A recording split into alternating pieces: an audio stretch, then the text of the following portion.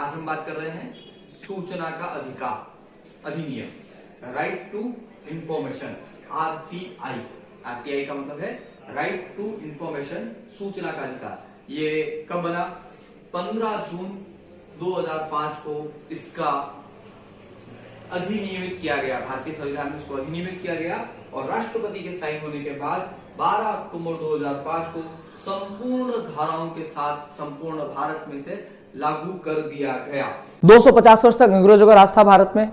उन्होंने अपने बातों को जनता तक छुपाने के लिए कानून बनाया। 1923 में वो कानून बनाया, शासकीय गोपनीयता अधिनियम 1923, और इसकी धारा 5 और 6 के अंदर गोपनीय शब्द का उपयोग किया, गुप्त चीजों का उपयोग किया, जिसमें सरकारी दस्तावेजों को सार्वजनिक नहीं किया जा सकता, सरकारी कार्यों को सार्वजनिक किया। 1947 में देश आजाद हुआ और 1950 में हमारा संविधान लागू हुआ, लेकिन संविधान निर्माताओं ने भी इस अधिनियम को लेकर कुछ भी नहीं कहा और उन्होंने इसके लिए कुछ बताया भी नहीं, और इस अधिनियम को भारत की आजादी के बाद भी चलता रहा। सरकारें इसका उपयोग करती रही, धारा 5 का गोपनीयता का हवाला देकर अपनी बातों को, अपनी चीजों को जो जनहित से प्रभावित होती हैं उन्हें न बताने के लिए शासकीय गोपनीयता अधिनियम 1923 का हवाला देकर उसे छुपा कर रखा गया। धीरे धीरे भारत में आरटीआई की बात जो आई 2005 में लागू, उसके पहले जो काम शुरू हुआ, तो उससे पहले सबसे पहले 1975 में 1975 में उत्तर प्रदेश सरकार बनाम राजगोपालाचारी का एक फैसला आया, जिस फैसले के अंदर सुप्रीम कोर्ट ने कहा कि सार्वजनिक कार्यों का विवरण जो है उसे भारतीय संविधान के अधिकार 19(a) के अंतर्गत जोड़ा जाए और हमको सार्वजनिक कार्यों की जानकारी दी जाए। यहां से 2005 के सूचना के अधिकार की शुरुआत होती है, जब प्राण की जो बहस हुई।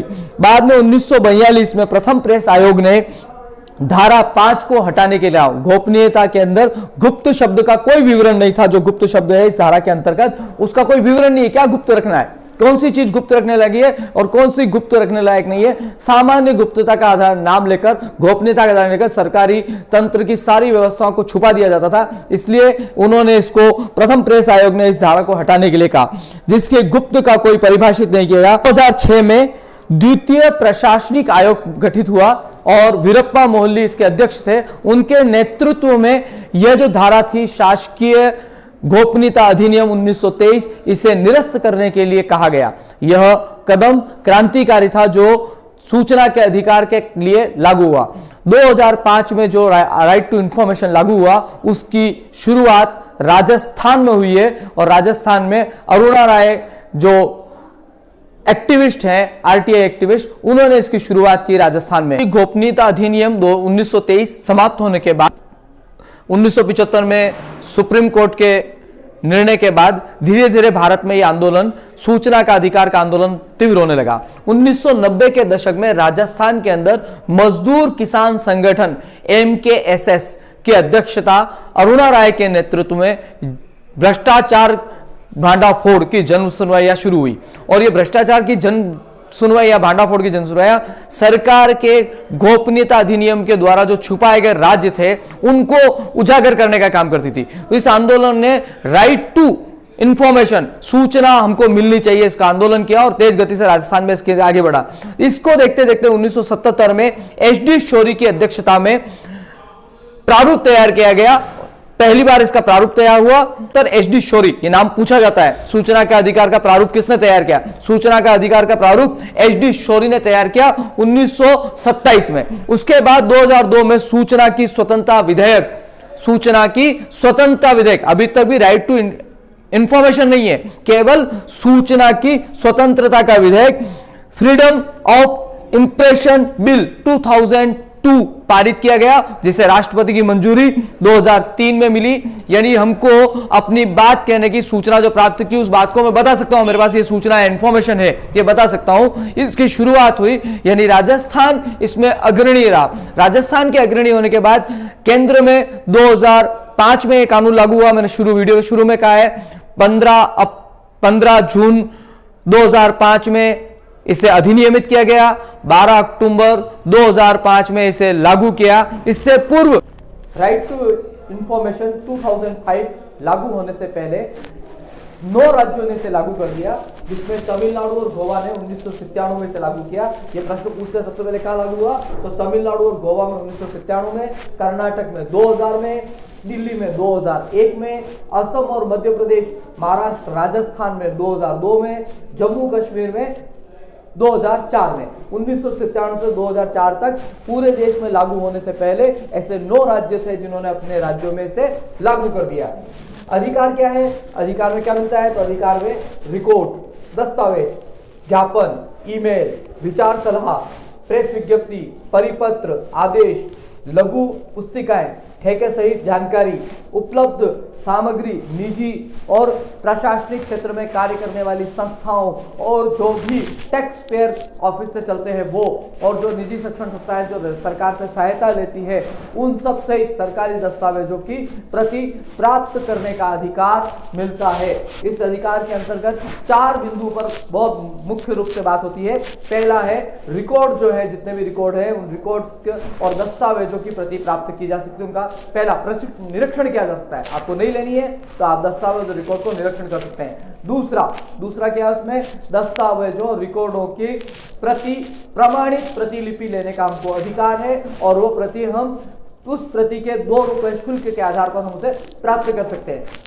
तीसरा, ऐसे जो प्रमाणित दस्तावेज हैं जो सारांश रूप में लिखे गए, जिसको हम बोलते हैं नोट, ये जो संसदीय कार्रवाई होती है या किसी एनजीओ की जो कार्रवाई होती है, मिनट बुक जिसे कहते हैं, उसकी प्रति भी हम प्राप्त कर सकते हैं। और चौथा जो है, ऐसे डिजिटल फॉर्म में जो बने हुए हैं, जिनको डिजिटल फॉर्म में कहते हैं, रिकॉर्ड है, कैसेट है, वीडियो है, इनकी भी प्रति हम प्राप्त कर सकते हैं। ऐसे 4 अधिकार इसके अंतर्गत आते हैं। ये जितने भी दस्तावेज हैं ये सब प्राप्त किए जा सकते हैं। इन 4 में हम निरीक्षण भी कर सकते हैं और हम उनके प्रति प्राप्त भी कर सकते हैं, प्रमाणित प्रति।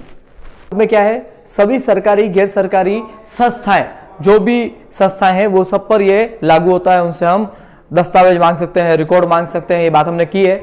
निजी संस्थाओं से हम ये रिकॉर्ड, बिल्कुल पूर्णतः निजी संस्था है, उससे हम ये रिकॉर्ड नहीं लेकर देगा। यहां समझ लेना चाहिए, सरकारी और गैर सरकारी हम सीधी मांग सकते हैं, लेकिन निजी संस्थाओं से नहीं मांग सकते हैं। उससे संबंधित सरकारी विभाग उनसे सूचना प्राप्त करके आपको देगा। प्रत्येक सरकारी विभाग में एक से अधिक सूचना के अधिकार के लिए एक नियुक्त अधिकारी होगा, जो प्राप्त एप्लीकेशंस, जो हमारे आवेदन है सूचना के लिए, जो आवेदन लगाए गए हैं 10 रुपए की जिसकी कॉस्ट है, केंद्र सरकार ने 10 लगाई है, कुछ राज्य सरकार ने उससे कम किया है, कुछ की उससे अधिक भी है। ऐसे जो कॉस्ट लगी हुई है वो देखकर अगर एप्लीकेशन आती है तो उस एप्लीकेशन को लेना और उनको उसके प्रति उत्तर में जो सूचना प्राप्त हुई है वो सूचना, उनको मांगी गई सूचना को उन्हें देना होगा। यह एक प्रत्येक विभाग के अंतर्गत एक व्यक्ति होगा। सूचना अधिकार का दायित्व है कि वह 30 दिन के अंदर सूचनाएं उपलब्ध कराएं। 30 दिन के अंदर वो सूचना उपलब्ध कराए, और जीवन और स्वतंत्रता से संबंधित में 48 घंटे हैं, 45 आवर्स हैं, और कुछ मामलों में 45 दिन दिए गए हैं। आवेदन लेने से मना करने, जो हमारा अधिकारी है, अगर वो आवेदन, सूचना का जो अधिकारी है जो हर कार्यालय में है, वो आवेदन लेने से मना करता है, समय सीमा में सूचना नहीं देता है, भ्रामक व गलत सूचनाएं देता है, तो प्रतिदिन 250 रुपए के हिसाब से उस पर जुर्माना लगाया जाएगा, और अधिकतम 25,000 तक वो जुर्माना होगा, और यह सब उसके वेतन से कटेगा। उसके साथ ही क्या है, लोक सूचना अधिकारी को यह अधिकार नहीं है कि वह सूचना क्यों मांगी गई है इसका कारण पूछे। आवेदनकर्ता से वो कारण नहीं पूछ सकता है। दस्तावेजों की प्रति के लिए केंद्र सरकार ने 2 रुपए तय किया है, और राज्यों में इसके अधिक है, और उसकी प्रति के लिए 2 रुपए देंगे। विभागों में सूचना संबंधित नहीं है, अगर किसी विभाग की कोई सूचना संबंधित विभाग से नहीं है तो वो उसका कर्तव्य है सूचना अधिकारी का कि संबंधित विभाग को वो आवेदन पत्र भेजे, और इसकी समय सीमा 30 दिन की जगह से संबंधित वह सूचना है उसे वो भेजनी होगी, आवेदन उसको भेजना होगा, और आवेदनकर्ता को बताना होगा कि वो 5 दिन के अंदर वहां भेजी गई, तो समय सीमा 35 दिन हो गई है। केंद्र ने आवेदन फीस 10 रुपए रखी है, और बीपीएल धारकों के लिए छूट है। इसमें बीपीएल धारक को कोई फीस नहीं देनी होगी।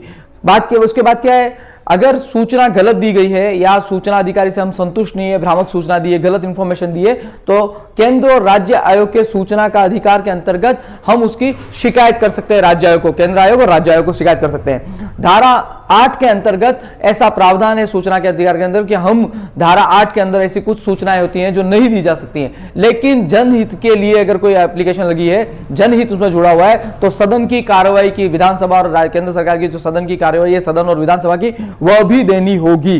फिर क्या है, प्रथम अपील कितने दिन में की जा सकती है? अगर हमने एप्लीकेशन दी है, प्रथम अपील हमको 30 दिन में हम प्रथम अपील कर सकते हैं, हमको सुनवाई नहीं हुई है, और 90 दिन में दूसरी अपील की जा सकती है। सूचना के अधिकार के अंतर्गत 12 प्रावधान किए गए। सरल भाषा में कहा जाए तो हमको सूचना देनी है, और अगर सूचना नहीं दी है तो उसका कारण बताना, और सूचना अधिकारी को अपनी जेब से पैसा भरना पड़ेगा।